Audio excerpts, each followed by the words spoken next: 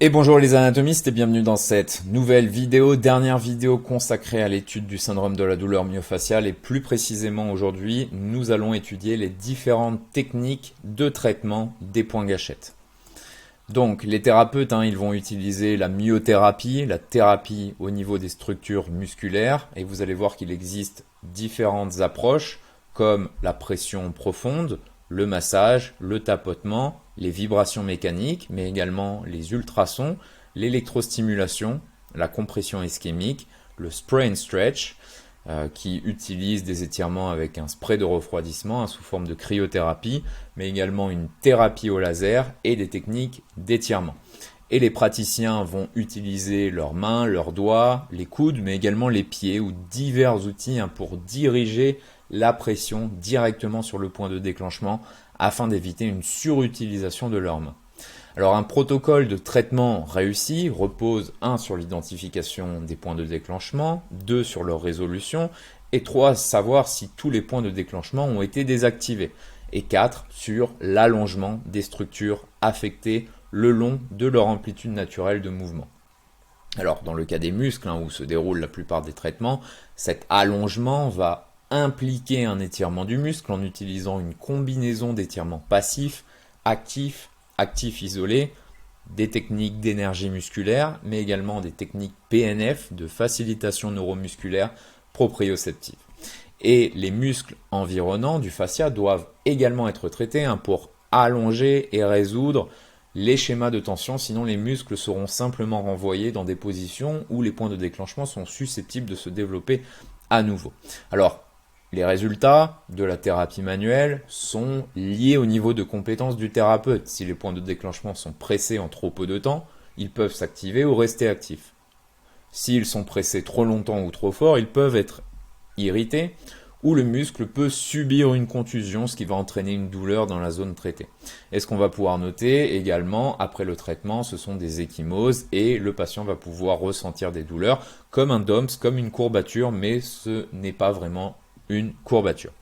Alors première technique, c'est ce qu'on appelle la compression ischémique. Donc c'est une technique de massage qui va provoquer une destruction par hypoxie avec un manque d'oxygène, d'accord, d'une partie de la fibre musculaire avec un regain d'afflux sanguin. Et la compression ischémique est couramment utilisée pour le traitement du syndrome myofacial également. Il est bon de savoir qu'elle provoque une douleur en début de massage. Alors le kinésithérapeute va masser de façon répétitive jusqu'à la disparition de la douleur à la palpation. Donc c'est très efficace si la compression est en combinaison avec les étirements ou avec la technique de cryo-étirement. Donc comment ça va se passer pour cette compression ischémique? Donc on va expliquer au patient comment ça se passe et on va lui demander d'avoir l'échelle d'évaluation de la douleur en tête avec 0 pas de douleur et 10 une douleur atroce. Et on va lui demander, après avoir fait des pressions, pendant la pression, d'évaluer la douleur qu'il ressent. Donc on va effectuer une compression sur le trigger point et on va demander au patient de nous dire lorsqu'il va ressentir une douleur de 8 sur 10. Donc on exerce la pression jusqu'à reproduire les symptômes locaux, une douleur de 8 sur 10, et c'est à partir de ce moment que commence la technique. Donc on va maintenir la pression jusqu'à ce que la douleur initiale diminue jusqu'à 3 sur 10, voire moins, et on va réaugmenter la pression afin de trouver un autre point douloureux et répéter la technique et faire une réévaluation du patient pour voir si nos techniques marchent bien. Et avant et après avoir réalisé la technique, il faudra tester la capacité motrice et la douleur référée également du trigger point. Alors tout à l'heure on parlait d'étirement, c'est bien de joindre cette technique avec des techniques d'étirement ou de cryo-étirement. Donc pour éviter la réactivation, il faudra que le muscle récupère sa longueur normale et les experts recommandent des étirements passifs, mais également on en a parlé, la facilitation neuromusculaire proprioceptive, des techniques d'énergie musculaire et une technique de cryo-étirement après la compression. Alors cette technique de cryo-étirement, en quoi elle consiste? Elle consiste à alterner entre l'étirement du muscle et la vaporisation de froid sur la musculature et elle est particulièrement recommandée pour les enfants ou les personnes âgées.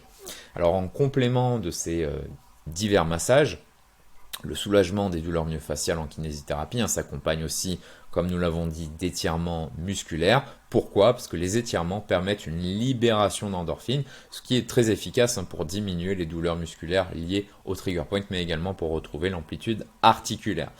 Alors, ensuite, vous avez libération de la posture qui ressemble un petit peu à cette technique de compression ischémique. Donc, on va éduquer le patient, on va lui dire ce qu'il faut faire, on va lui expliquer l'échelle d'évaluation de la douleur. On va effectuer une compression sur le trigger point jusqu'à ce que le patient ressente une douleur de 8 sur 10. Et ce qu'on va faire juste après, c'est une mobilisation passive de l'articulation correspondant au muscle avec le trigger point jusqu'à obtenir une position qui est beaucoup moins douloureuse, jusqu'à 3 sur 10. Et dans la plupart des cas, cette position correspond à un raccourcissement musculaire. Donc, on fait une compression sur le trigger point jusqu'à une douleur de 8 sur 10. Ensuite, on fait de la mobilisation passive. Dans la plupart des cas, on fera un raccourcissement musculaire jusqu'à ce que le patient ressente une douleur de 3 sur 10. On va maintenir cette position pendant 90 secondes. On va appuyer sur le trigger point pendant 90 secondes et on va revenir doucement à la position de départ et on va réévaluer la fonction. Donc ça, c'était pour la libération de la posture. Ensuite, vous avez des techniques inhibitrices neuromusculaires intégrées. Donc c'est une technique qui va combiner de façon intégrée celle qu'on vient d'expliquer.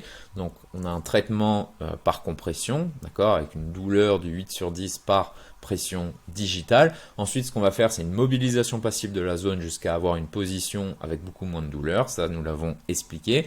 Et ce qui est particulier à cette technique, c'est qu'on va, on va maintenir cette position pendant 20 à 30 secondes. Et ensuite, on va faire un traitement d'allongement avec un étirement ou une technique FNP. Et l'étirement, donc on va faire une contraction isométrique de 6 secondes. Ensuite, on va faire un étirement passif local de 20 à 30 secondes. Ensuite, on va faire un étirement passif du muscle par contraction de la musculature antagoniste. Et on va revenir sur la position de départ très doucement pour enfin faire une réévaluation. Donc, je vais réexpliquer la technique. Donc, c'est une technique qui va combiner de façon à intégrer toutes celles qu'on vient de voir. Donc, c'est un traitement par compression, d'accord ? Point de vue digital avec les doigts sur le trigger point d'une douleur de 8 sur 10. Ensuite, dès qu'il ressent cette douleur de 8 sur 10, on va faire une mobilisation passive jusqu'à avoir une douleur moindre, c'est-à-dire de 3 sur 10, et on va maintenir cette position pendant 20 à 30 secondes. Et ensuite, on va faire des techniques d'allongement et d'étirement avec des contractions isométriques, des étirements passifs locaux, un étirement passif du muscle par contraction de la musculature antagoniste, et on va revenir sur la position de départ très doucement. Ensuite, vous avez d'autres techniques complémentaires ou qui découlent des autres techniques que nous venons d'étudier. Donc, vous avez la libération myofaciale qui est un type de traitement de thérapie physique sous forme de massage qui aide à soulager la douleur en soulageant les tensions dans les muscles affectés. On va relaxer les muscles contractés, améliorer la circulation sanguine en oxygène, circulation lymphatique également, et en stimulant le réflexe d'étirement des muscles. Voilà, donc vous avez le massage de libération par pression, d'accord, c'est une technique qui s'apparente à la compression ischémique. Le kinésithérapeute traite avec une pression progressive de façon lente. Voilà, il retire la pression lorsqu'il sent un relâchement de la fibre musculaire.